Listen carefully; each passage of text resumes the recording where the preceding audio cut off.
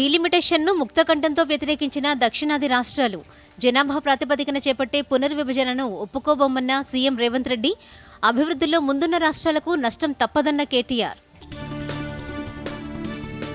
విధి విధానాలు ఖరారు కాకుండానే డీలిమిటేషన్పై దుష్ప్రచారం చేస్తున్నారన్న కిషన్ రెడ్డి, దక్షిణాది ఉత్తరాది అంటూ దేశాన్ని విభజించే కుట్ర చేస్తున్నారని ఆరోపణ.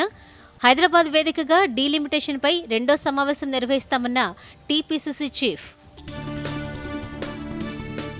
అసెంబ్లీలో ఫీజు రీయింబర్స్మెంట్పై అధికార విపక్షాల వాగ్వాదం. బీఆర్ఎస్ బకాయిలు భారంగా మారాయన్న మంత్రి సీతక్క, ఫీజుల కోసం విద్యార్థుల సర్టిఫికెట్లను ఆపొద్దని ప్రైవేట్ కాలేజీలకు వినతి.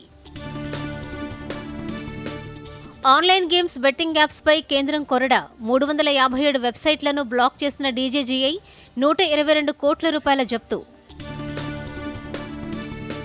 అట్టహాసంగా ఐపీఎల్ ఆరంభ వేడుకలు. కేకేఆర్, ఆర్సీబీ మధ్య జరుగుతున్న తొలి మ్యాచ్.